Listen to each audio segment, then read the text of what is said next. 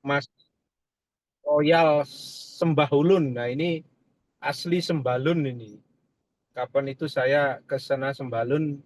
Prof. Fadli kalau mau ke Sembalun Lombok, kebetulan Mas Royal ini adalah ketua trekking Rinjani. Jadi untuk naik Gunung Rinjani ketuanya ini Mas Royal ini. Monggo kalau diagendakan untuk masyarakat di sana. Baik, Mas Royal, silakan presentasi. Baik, terima kasih Prof. Mohon izin untuk share.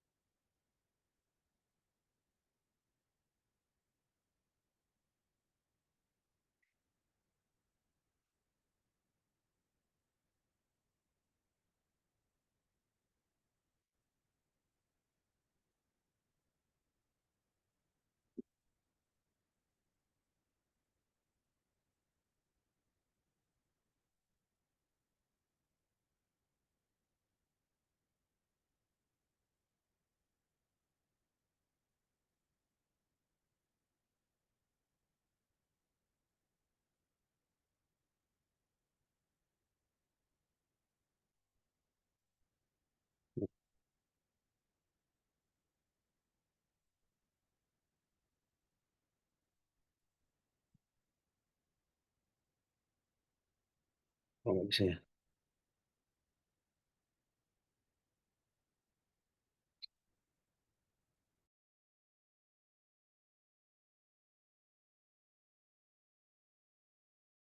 Eh, Assalamualaikum warahmatullahi wabarakatuh.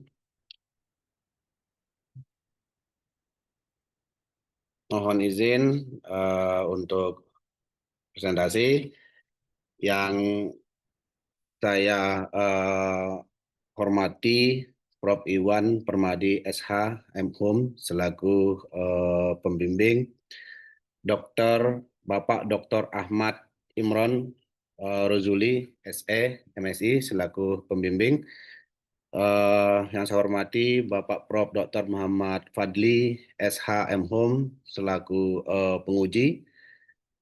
Dan yang saya hormati Profesor Dr. Andus Abdul Hakim MSI. Perkenankan saya ingin melakukan presentasi terkait dengan seminar proposal tesis dengan judul Dampak Perluasan Taman Nasional Gunung Rinjani terhadap konflik lahan dan ketahanan pangan masyarakat lokal. Nama saya, nama lengkap Rel Sembahulun, NIM 23600030201101, Program Magister Wawasan Pertahanan Nasional. Pendahuluan, latar belakang penelitian. Gunung Rinjani merupakan kawasan strategis di Nusa Tenggara Barat dengan fungsi ekologis, ekonomi, dan kultural yang sangat penting. Dengan ketinggian 3.726 meter, Rinjani menjadi ikon Lombok dan bagian dari Taman Nasional Gunung Rinjani seluas lebih dari 41.000 hektar.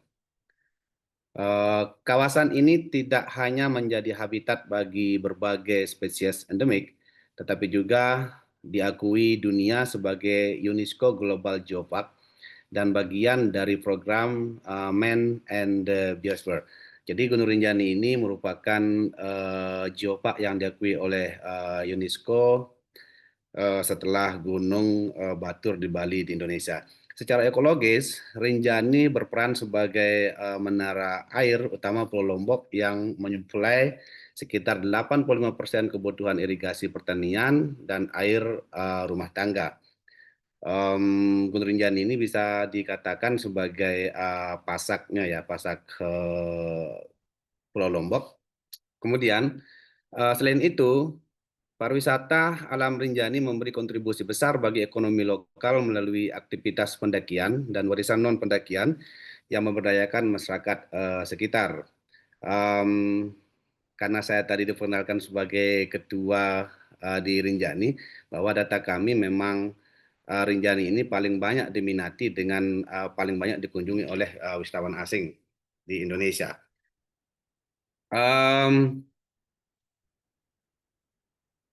Kemudian permasalahan yang terjadi saat ini di Rinjani, ya, latar belakang masalahnya ada kebijakan perluasan kawasan TNGR dilakukan untuk memperkuat konservasi dan menjaga fungsi ekologi.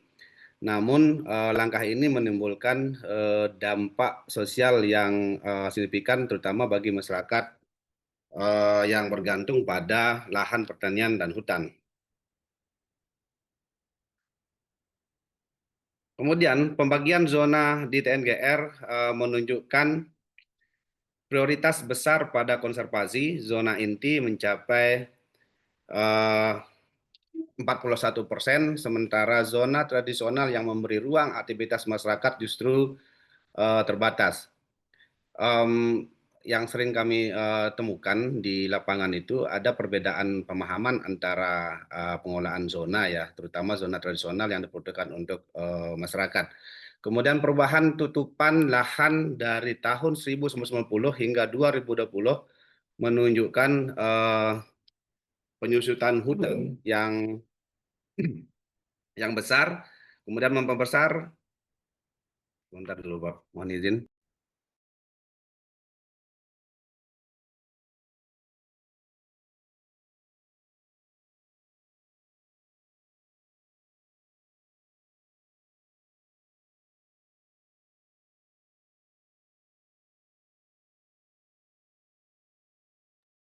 Mohon maaf, mohon izin, Prof, ada kondisi semuanya, saya nggak bisa, ini layarnya ketutup.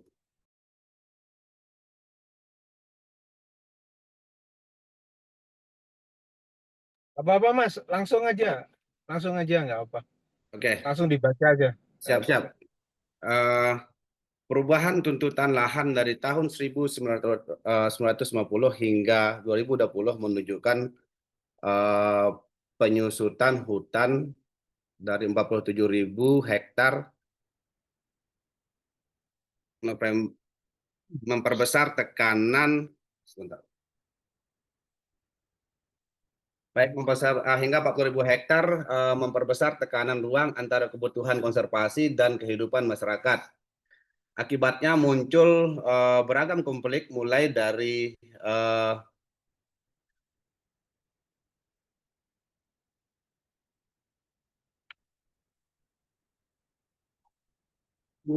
hak mulai dari ketentuan adat, sengketa hak guna usaha, pembatasan lahan, garapan, hingga gesekan antar pelaku wisata dalam pengembangan kawasan. Kondisi ini menunjukkan pentingnya keseimbangan antara perlindungan lingkungan dan kebutuhan sosial ekonomi lokal. Latar belakang penelitian.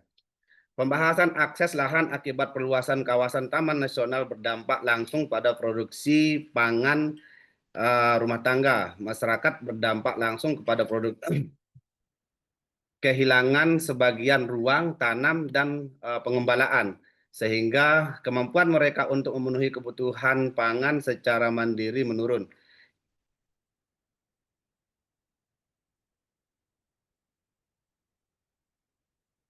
Ketika hasil pertanian menurun, ketergantungan pada pasar meningkat, dan ini berbesar risiko kerawanan pangan, terutama bagi rumah tangga miskin.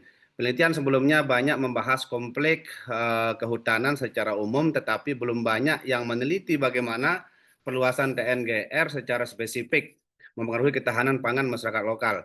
Karena itu, penelitian ini penting untuk memahami keterkaitan antara konservasi, konflik lahan, dan ketahanan pangan. Tujuannya adalah menghasilkan rekomendasi kebijakan yang lebih inklusif, adil, dan berkelanjutan agar upaya konservasi tidak mengorbankan kesejahteraan masyarakat sekitar.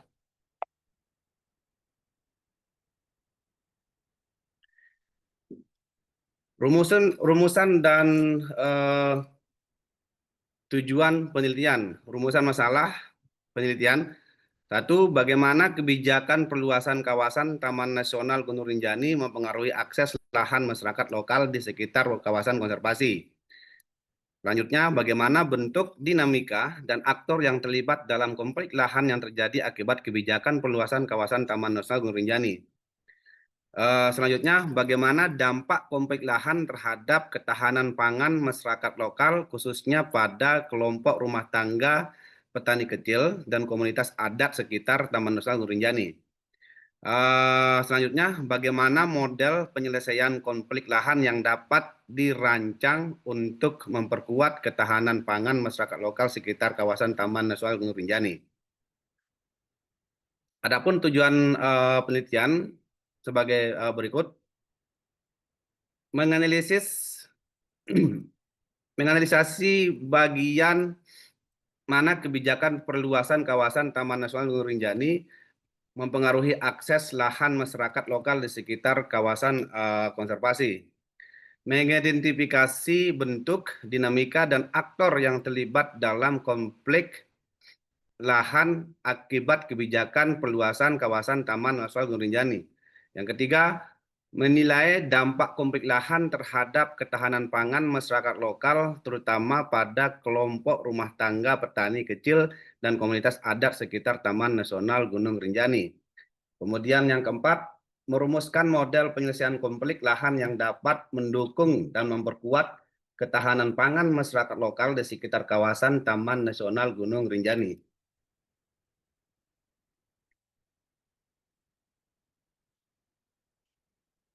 Kemudian manfaat penelitian. Manfaat penelitian di sini ada dua, manfaat teoritis. Penelitian ini akan memberikan kontribusi signifikan terhadap pengembangan teori dalam bidang ekologi politik, tata kelola sumber daya alam, dan ketahanan pangan masyarakat lokal. Dengan menganalisis hubungan antara kebijakan konservasi, konflik lahan, dan ketahanan pangan di Taman Nasional Gunung Rinjani. Penelitian ini diharapkan dapat memperkaya literatur penelitian literatur interdisipliner mengenai bagaimana kebijakan konservasi mempengaruhi struktur sosial ekonomi masyarakat di sekitar kawasan lindung. Selain itu, penelitian ini juga memperkuat basis teoritis dalam merumuskan model penyelesaian konflik berbasis keberlanjutan ekologi dan keadilan sosial. Kemudian manfaat praktis, yang pertama secara praktis hasil dari penelitian ini diharapkan dapat memberikan rekomendasi kebijakan yang berorientasi pada perlindungan hak-hak masyarakat lokal, khususnya petani kecil dan komunitas adat dalam konteks pengelolaan kawasan konservasi. Rekomendasi ini akan bermanfaat bagi pemerintah daerah, pengelola taman nasional, serta organisasi masyarakat sipil dalam menyusun strategi adaptasi dan mitigasi konflik yang lebih efektif. Kemudian yang kedua, perlindungan akses lahan pertanian masyarakat lokal di sekitar Taman Nasional Gunung Rinjani berfungsi sebagai upaya penguatan terhadap ketahanan pangan rumah tangga dengan memastikan bahwa masyarakat lokal tetap memiliki hak yang jelas atas akses dan pemanfaatan sumber daya alam. Pemerintah dapat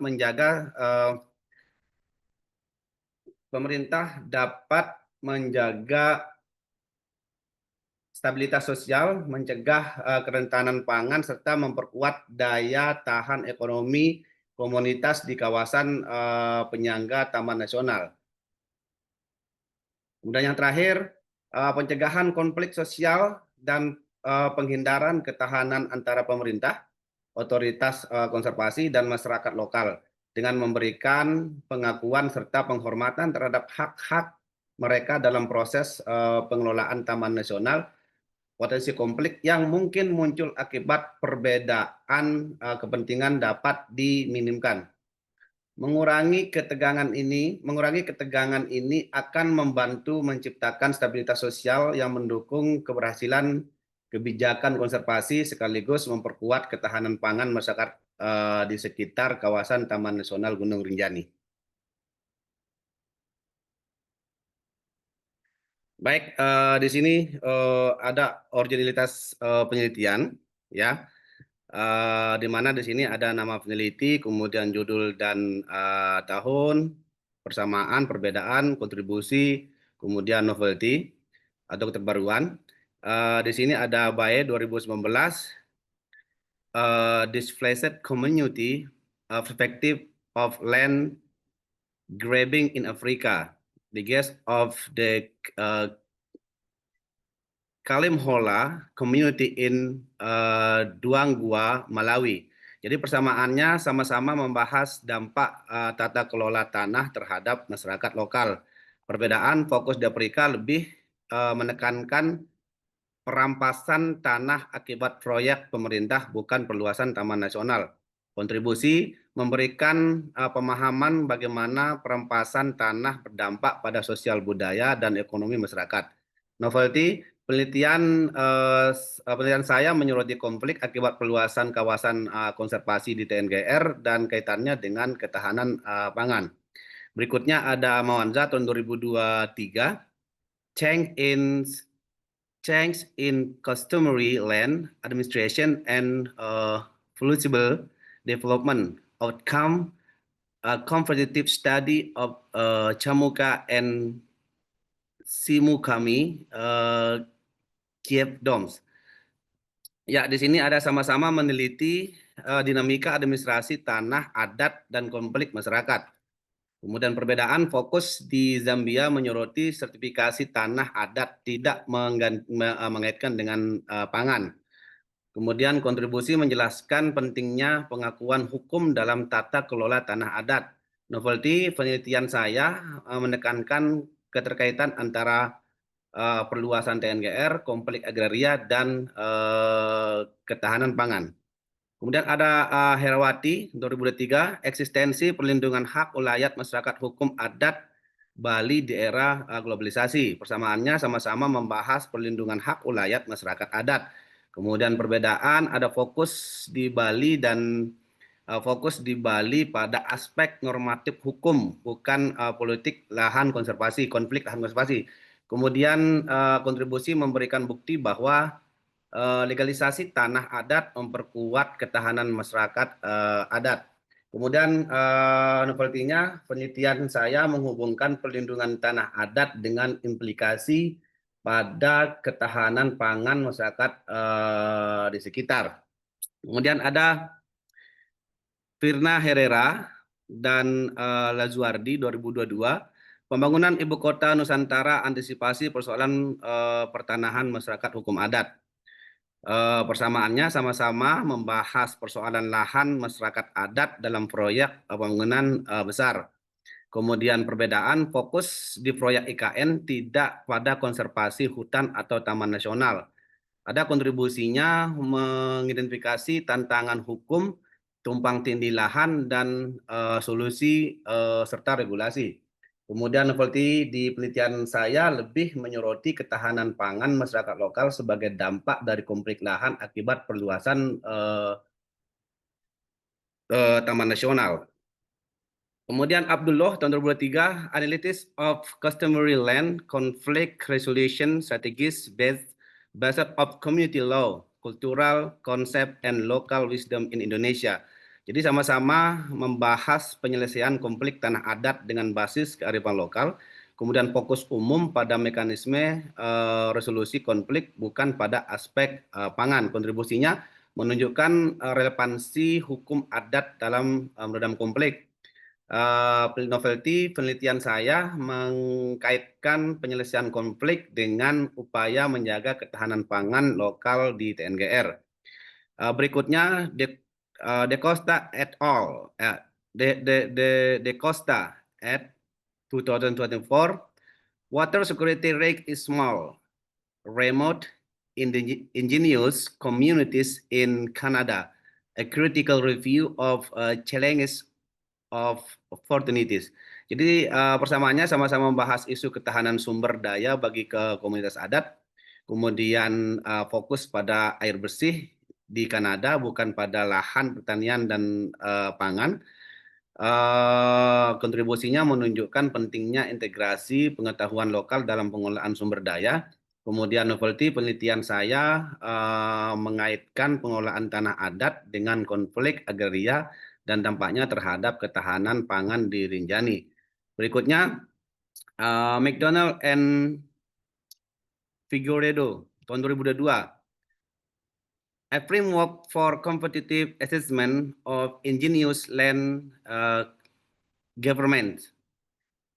Yaitu persamaannya sama-sama membahas tata kelola tanah, adat, dan model otonomi. Kemudian fokus pada model perbandingan di Kanada, Australia, Swedia, bukan konflik pangan, menyediakan kerangka tipologi tata kelola tanah adat, kemudian novelty-nya.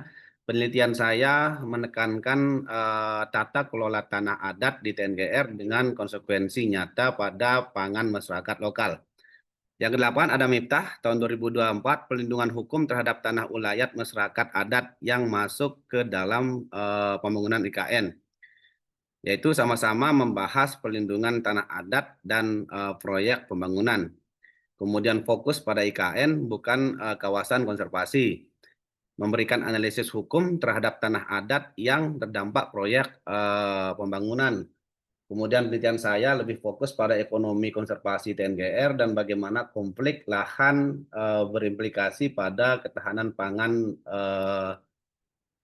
rumah tangga. Selanjutnya, kajian pustaka. Baik, kajian pustaka, teori ekologi politik. Yang pertama adalah teori ekonomi politik, political ecology theory. Teori ekologi politik, political ecology theory merupakan pendekatan multidisipliner yang berfokus pada hubungan antara masyarakat alam dan kekuasaan.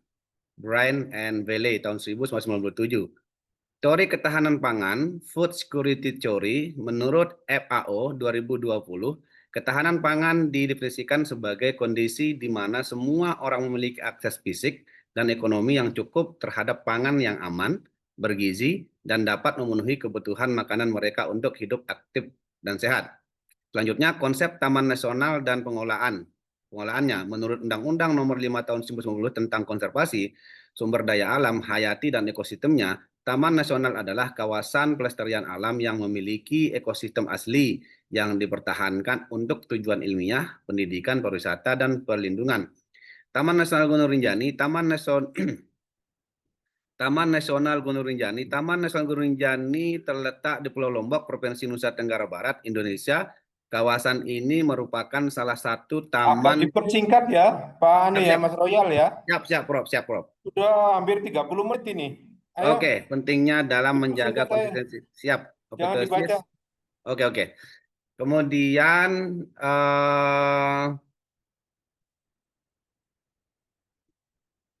baik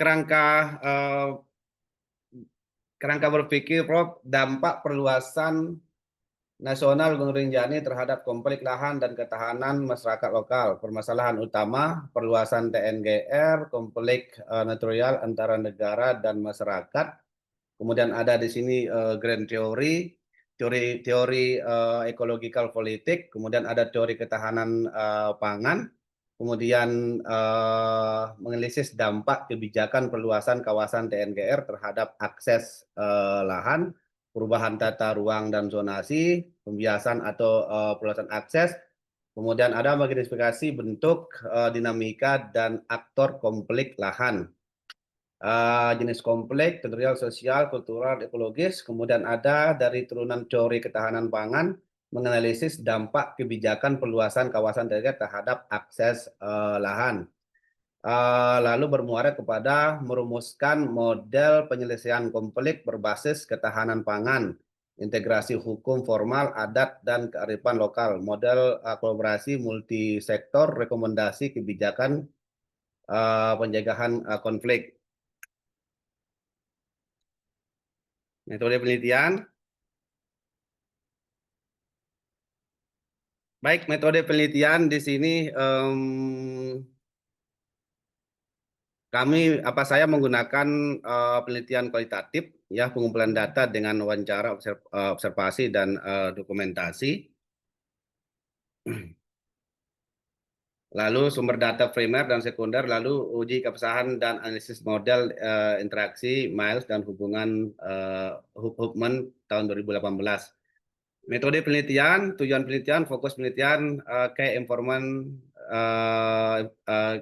informant dan informan pendukung. Kemudian tujuan penelitian di sini menganalisis dampak kebijakan perluasan kawasan TNGR terhadap akses lahan. mengidentifikasi bentuk, dinamika, dan aktor konflik, menilai dampak konflik terhadap ketahanan pangan, merumuskan model penyelesaian konflik berbasis ketahanan pangan. Lokasi penelitian Sembalun, kemudian ada Desa Bebidas, Senaru, dan Aikbri.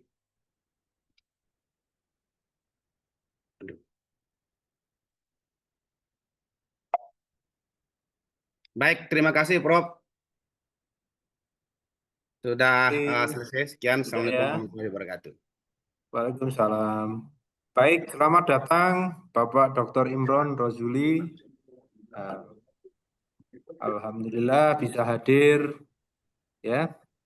Tinggal Prof. Hakim yang masih banyak tamu, ya. Prof. Imron Rozuli ini salah satu punggawa kerajaan Senopati Majapahit. Saya sudah hadir dari tadi, Pak Iwan. Saya sudah hadir dari tadi, Pak Iwan. Kalau Iya, pengujinya tapi videonya laki-laki tidak memang ada, nggak jeli, Prof. Prof. Hakim. Hakim. Iya. Pak Iwan ini. Kalau perempuan cepat melihat. Matikan. Baik, ini yang datang duluan Prof. Adli atau Prof. Hakim ini? Monggo, siapa yang mau duluan Ya, untuk saya bertanya aja kepada duluan ya. Siap, siap Prof. Hakim. Monggo Prof. Ya. Hakim. Kalau Imron sesuk-sesuk gak apa-apa. Baik, Pak Sembalun. Oke, Prof.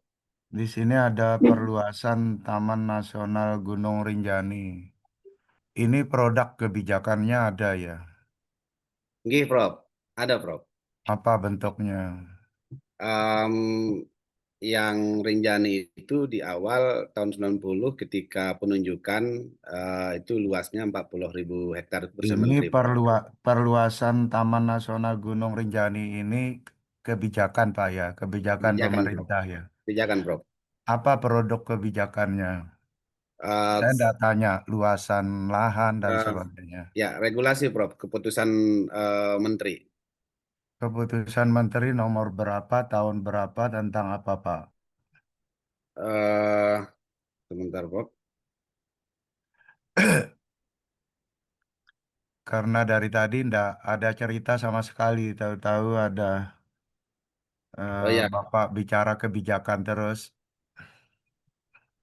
oh ya, mohon maaf, Prof. Bisa saya cari dulu ya, Prof. Loh, di Saya nggak. proposalnya apa tidak ada Pak? Ada, Prof, tahun 2025.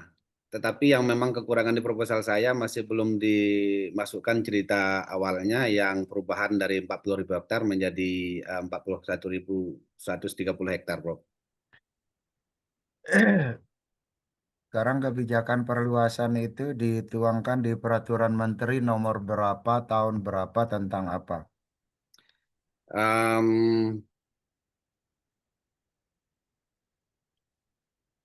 Mohon maaf, Prof, saya nggak hafal anunya nomor ininya, Di tapi proposal tidak ditulis Pak ya? ya belum dimasukkan, Prof, kayaknya. Tapi di data saya ada, Prof, mulai perubahan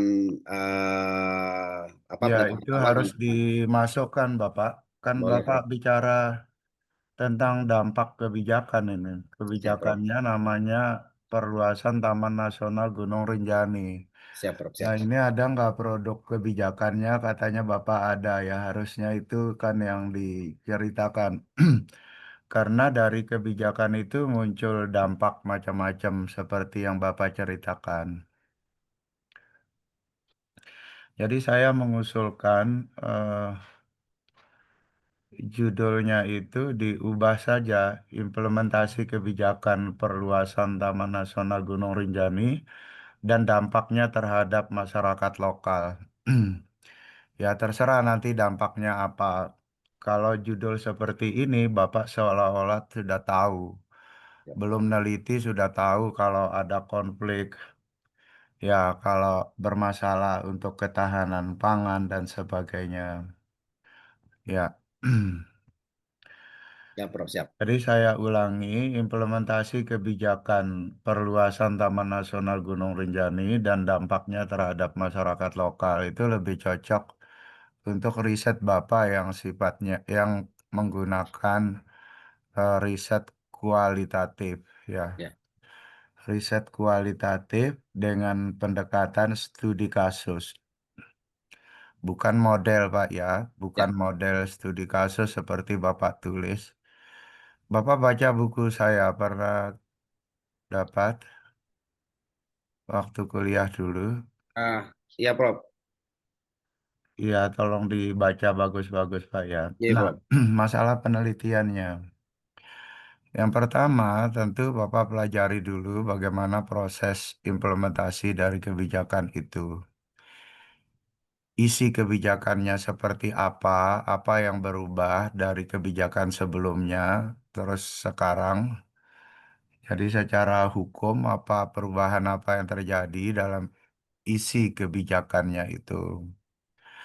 Kemudian bagaimana pemerintah daerah mengimplementasikan kebijakan itu. Ini yang mengimplementasikan kebijakan ini pemerintah daerah atau pemerintah pusat dan pemerintah daerah. Pemerintah pusat, Prof. Karena Taman Nasional itu langsung di bawahnya Kementerian Kehutanan, di bawah pusat. Oke, jadi saya ulang Pak ya.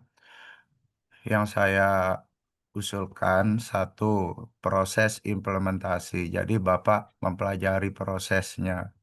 Karena kalau riset kualitatif itu bukan tekanan pada output tapi pada prosesnya. Lalu fokus penelitiannya apa?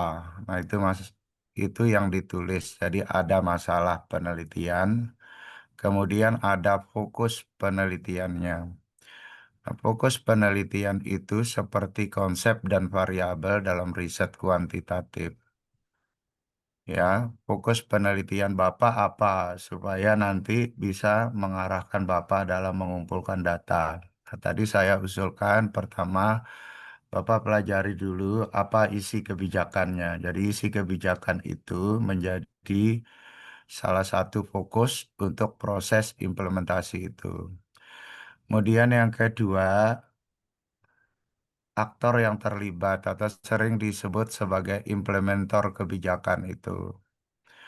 Aktor yang terlibat dalam proses implementasi itu badan mana saja di pemerintah pusat, ya. Kemudian apa peran dari masing-masing aktor itu? Ya. Masalah penelitian yang kedua yang saya usulkan yaitu dampak. Dampak. Jadi dampak proses implementasi kebijakan itu terhadap masyarakat lokal. Jadi silakan Bapak tulis fokusnya, misalnya dampak terhadap eh, terjadinya konflik lahan, dampak terhadap ketahanan pangan masyarakat lokal, dampak terhadap industri wisata, bisa positif, bisa negatif. Jadi itu yang kedua. Jadi konflik macam-macam itu dampak itu jadi fokus dalam riset yang meneliti tentang dampak. Yang ketiga mungkin eh, faktor pendukung dan penghambat. Ya, faktor pendukung dan penghambat proses implementasi kebijakan itu. Apa yang mendukung dan apa yang menghambat. Sebenarnya Bapak punya cerita macam-macam tadi kan. Eh, ada yang pro, ada yang kontra, ada yang macam-macam. Cuma Bapak meluas kemana-mana, ke tanah adat dan sebagainya. Ya silakan saja kalau itu nanti jadi dampak ya, atau jadi faktor penghambat. Yang keempat tentang model, saya tidak menyarankan kalau Bapak ingin cepat lulus, karena nanti harus ada model yang existing seperti apa, lalu model yang Bapak rekomendasikan seperti apa sebagai novelty riset ini. Tapi kalau Bapak mau teliti ya silakan saja nomor 4, ya bagaimanakah Pak ya, bukan bagaimana. Bagaimana itu tidak butuh jawaban. Bagaimanakah menuntut jawaban? Bagaimanakah model? Oke. Jadi itu usulan saya untuk perbaikan proposal Bapak terkait masalah dan fokus penelitian. karena itu akan menentukan eh, apa yang harus Bapak teliti. Berikutnya, eh, hal-hal teknis ya tolong diperbaiki, misalnya pengetikan et al. Itu harus cetak miring, kemudian sitasi menggunakan secara konsisten menggunakan nama akhir pengarang, kemudian sumber data. Sumber data dalam riset kualitatif itu ada tiga. Hmm.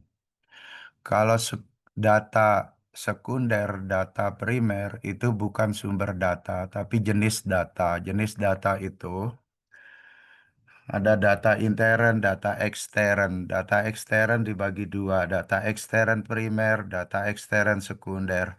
Ada data kontinu, ada data konkret, ada data kuantitatif, ada data kualitatif. Ya, kalau nulis sumber data dalam riset kualitatif itu ada tiga. Satu, informan.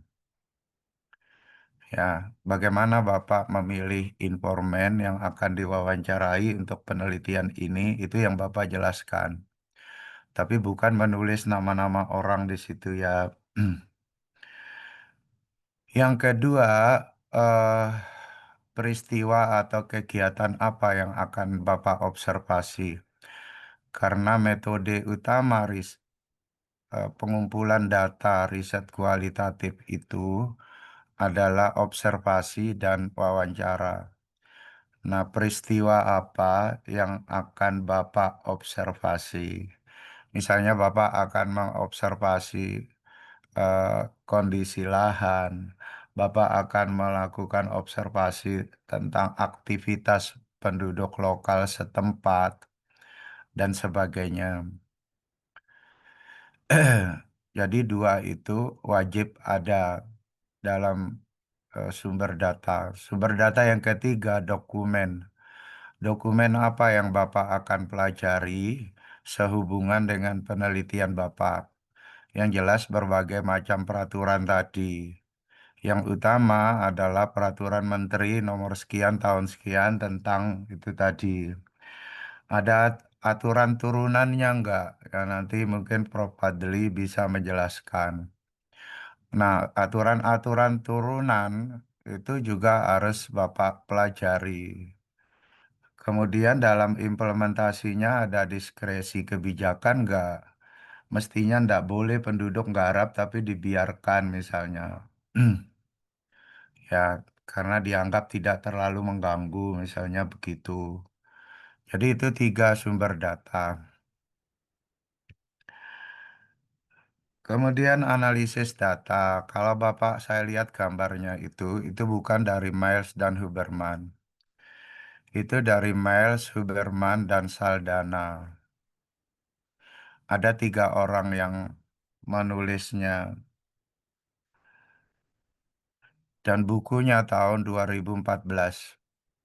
Ya, bukan 2018.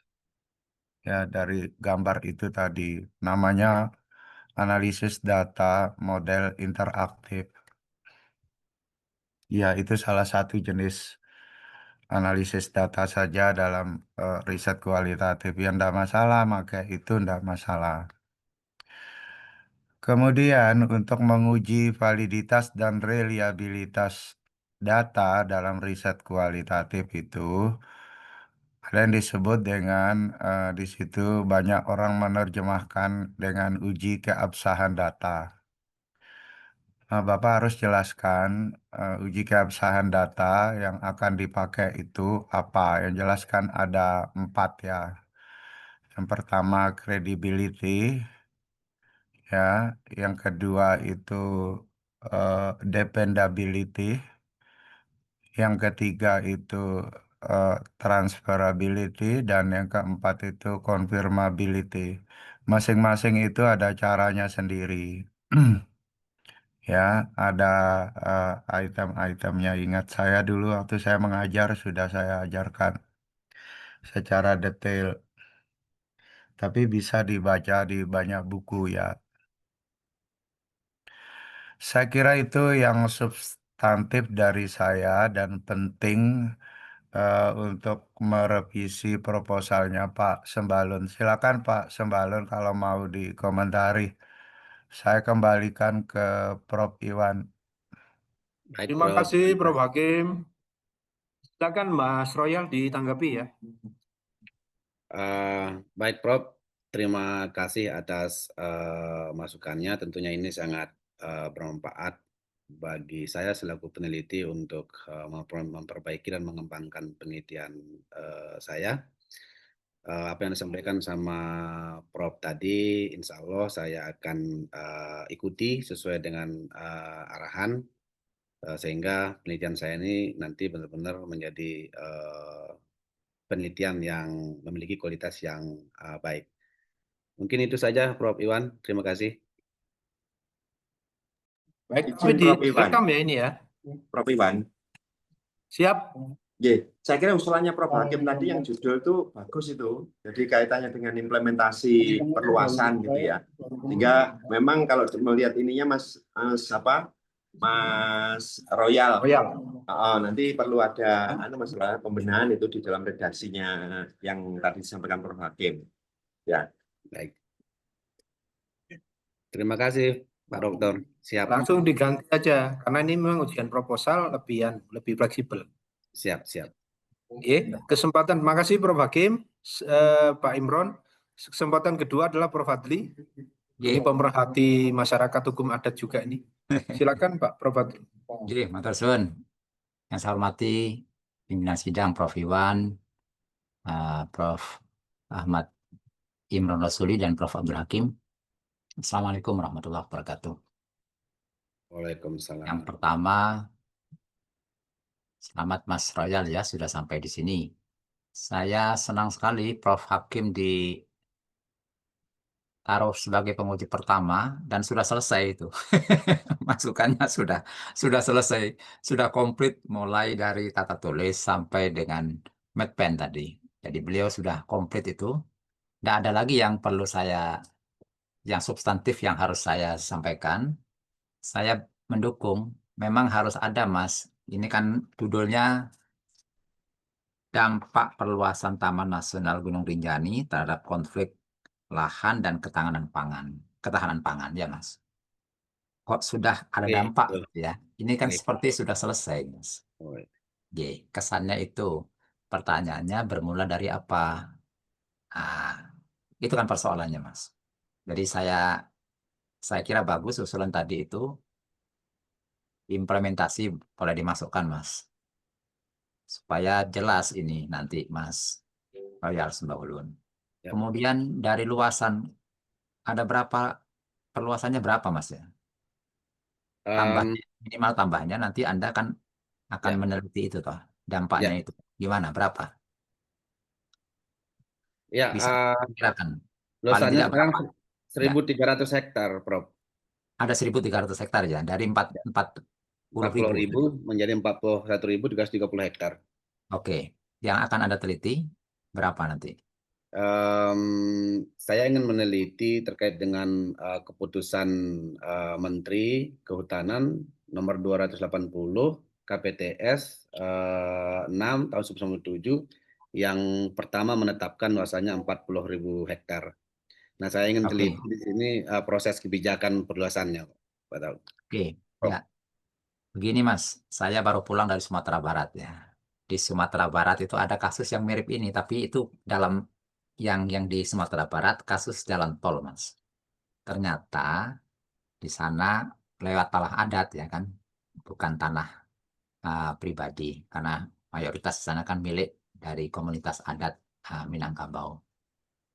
Ternyata di satu sisi memang merusak Mas, di sisi lain malah menguntungkan gitu. Nah ini tolong Mas Royal bisa memilah ya. Baik, Prof. Tepat. Jangan dipukul rata Mas.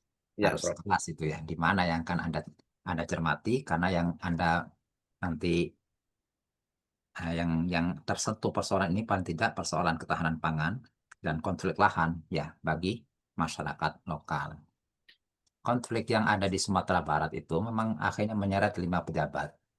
Kemudian tanah-tanah yang terkena ternyata diantaranya adalah tanah yang paling banyak tanah ulayat, Mas.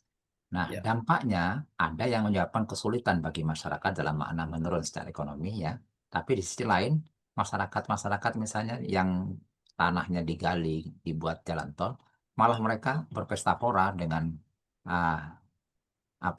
membuat batu bata itu, Mas. Dan itu massal, Mas. Kategori massal. Artinya mereka terbantu oleh adanya jalan tol itu. Nah, sekarang Mas Royal nanti akan neliti yang mana? Kan ada lokasi penelitiannya itu. Ya. Itu harus tepat, Mas. Kalau tidak nanti seperti ini. Di satu Baik, sisi ada masyarakat yang turun, di satu sisi masyarakat yang sangat diuntungkan gitu ya. Demikian juga buangan-buangan berupa batu besar gitu ya. Itu ternyata bagi perusahaan tertentu, saya lihat sendiri Mas, di pinggir jalan itu ada perusahaan pemecah batu ya. Wah itu pesta pora Mas. Dengan dibuat jalan semacam itu malah dia tidak kekurangan stok gitu ya. Sementara bagi di daerah tertentu yang pertaniannya ini terganggu oleh jalan tol itu, akhirnya sangat merugi. Nah tolong ini Mas ya supaya tepat nanti Anda mengambil kesimpulan, tidak bias, karena ini tidak sedikit ya, 1000 hektar itu bukan hal kecil ya. Betul Mas ya? 1000 hektar lebih kan? Betul, 1300-an itu. Ya, Betul. saya kira itu catatan dari saya yang paling penting. Selebihnya sudah selesai tadi Prof. Hakim itu ya. Ini saya sudah saya lipat-lipat ini sudah selesai, tidak ada lagi yang perlu ditambahkan karena memang yang Prof. Hakim sampaikan itu benar, saya setuju. Demikian saya kira tambahan dari saya Prof. Iwan, sudah diborong Prof. Hakim Mas. Saya hanya menambahkan sedikit saja. Terima kasih Prof. Iwan. Terima kasih Prof. Fadli. Semakin melengkapi ya Mas Royal ya. Ya, silakan ditanggapi Mas Royal. Baik, Pak Iwan, terima kasih waktunya. Masukan-masukan dan catatan yang diberikan oleh Prof. Fadli tadi, alhamdulillah ya, itu juga sangat bermanfaat bagi saya selaku peneliti. Memang ada ada dua pisau di sini di dalam hal ini. Ada yang memang menguntungkan, ada yang tidak. Begitu juga case yang akan saya teliti, di mana memang ada di kawasan Rinjani ini kan tidak satu desa tetapi banyak. Memang kita lihat juga ada vegetasi hutan yang memang tidak memungkinkan untuk digarap sebagai lahan pertanian, tetapi juga ada beberapa tempat yang memang secara kesejarahan dulu itu dikelola, kemudian kalau kita melihat juga dari segi bentuk dan kontur lahan juga tidak terlalu merugikan bagi ekologi, ya sehingga ini kemudian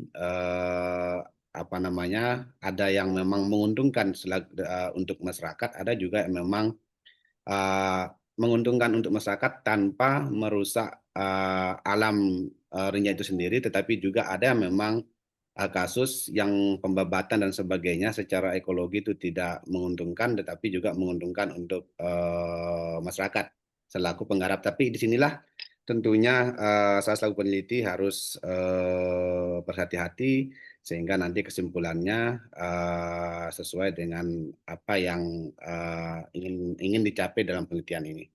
Mungkin itu saja, Prof. Iwan. Terima kasih. Baik, Mas Royal.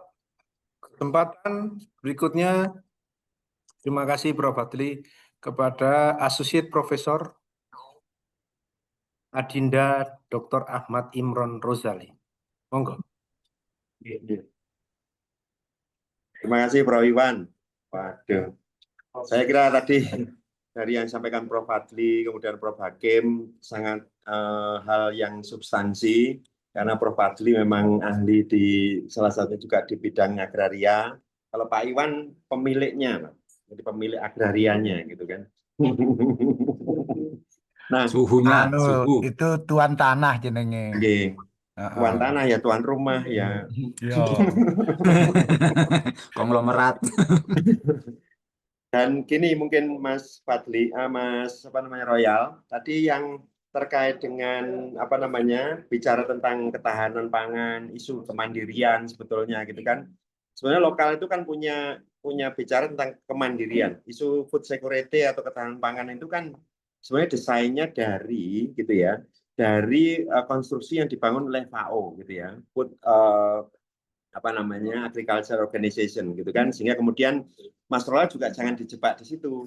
Maka dalam perspektif ini Mas Rola nanti ada metode namanya misalkan ini partisipasi action research gitu ya. Jadi melihat dulu situasinya di lapang itu kayak apa sebetulnya, sehingga mendalami itu nanti akan terlihat tuh konfliknya perluasan Taman Rinjani. Ini kan bicara tentang konservasi, bicara tentang ini, tapi kemudian juga mengganggu terhadap komuniti masyarakat adat. Itu diskusi kami di awal seperti itu. Sehingga di dalam hal konsep tentang kemandirian atau ketahanan pangan itu juga bisa menjadi satu hal yang di apa namanya di-create gitu ya nanti di dalam hal secara substansi. Sehingga ketemu kalau bicara ketahanan pangan sih gampang, kalau nggak punya pangan ya impor, itu kan ketersediaan pangan dalam bahasa FAO gitu kan, supaya pangan tetap tersedia saja. Tapi bicara kemandirian itu sebenarnya bagaimana kemudian komunitas-komunitas ini sudah bisa menghimpun banyak hal yang berkaitan dengan diversifikasi pangan, kemudian juga ketahanan yang dimaksud di lokalnya, misalkan seperti itu. Nah, yang kedua, saya kira masukan saya tadi tepat yang disampaikan Prof. Hakim. Jadi di dalam kualitatif dan studi kasus itu sebenarnya pendekatannya gitu ya. Pendekatan studi kasus itu untuk memahami terhadap konstruksi unik yang muncul dari hal-hal yang berkaitan dengan mungkin ada aspek historisnya nanti. Jadi tahun berapa 70-an, 80-an misalnya durasi waktu, bicara tentang secara kuantitatif kan ada deret waktu tuh, tapi dalam perspektifnya kualitatif nanti ada pattern gitu ya, polanya kayak apa tahun 80-an misalnya yang cara mereka bertanam, bercocok tanam di masyarakat lokal itu, saya ketemu sebetulnya. Nah, saya teringat ketika kami melaksanakan kegiatan dengan dari misalnya dari Queensland UKI, Queensland University of Queensland, sederhana saja kalimatnya, misalkan menanam jagung, panen sapi. Nah, gitu kan. Sehingga kemudian ini kan bagian dari kemandirian yang mereka munculkan dari lokal. Gitu kan. Sehingga kemudian ketika perspektifnya antara yuridis formal, misalkan bahwa tanah ini adalah tanah negara, kemudian dibuat untuk konservasi, habitat ekologi lingkungannya gitu ya. Tapi kemudian juga bagaimana sisi sosio yuridisnya di masyarakat itu, atau sosio legalnya di masyarakat itu, atau aspek sosiologisnya terutama misalnya di masyarakat. Sehingga ini kan menjadi satu hal yang akan berkaitan untuk menemukan konflik itu sebetulnya apa gitu loh yang dijadikan ininya. Jadi gejala-gejala sosialnya itu akan nampak gitu. Apa yang kemudian sebetulnya berlangsung dalam konflik lahan yang ada di masyarakat di sekitar kawasan TNCR itu, kawasan Taman Nasional Gunung Rinjani itu. Itu aja mungkin Prof. Iwan yang beberapa hal yang bisa saya sampaikan dalam kesempatan. Tapi overall saya kira sudah tulisannya juga rapi gitu ya. Jadi serapi sekarang, dulu rambutnya gondrong. Saya juga gondrong dulu Prof. Adli. Terima kasih Mas Nurwan, Prof. Iwan. Terima kasih Pak Dr. Imron. Alhamdulillah masukannya sangat berarti. Oke. Silakan ditanggapi Mas Royal. Baik, terima kasih Pak Dokter. Alhamdulillah dapat masukan lagi yang sangat luar biasa. Baik, saya akan mengikuti apa yang diarahkan terkait dengan bagaimana mengerjakan penelitian tesis saya. Mungkin itu saja, Prof. Iwan. Terima kasih. Baik, kalau saya terkait dengan model yang disebut penyelesaian konflik berbasis ketahanan pangan ya, saudara kan menyebutkan ada integrasi hukum formal, adat, dan kearifan lokal. Nah, bedanya apa antara adat dan kearifan lokal ini memang berbeda ya? Monggo dijawab. Ya, saya kira berbeda, Prof. Kalau apa namanya? Kalau hukum adat kan ada aturan yang nggak tertulis ya, Prof. Kemudian kearifan lokal lebih kepada sepertinya lebih kepada kebiasaan atau apa ya, kebiasaan atau perilaku dan budaya, Prof, terkait dengan pengelolaan apa namanya, pengelolaan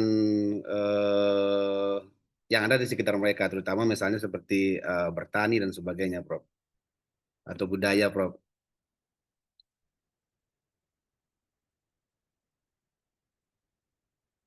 Baik, berarti sama atau beda itu? Eh,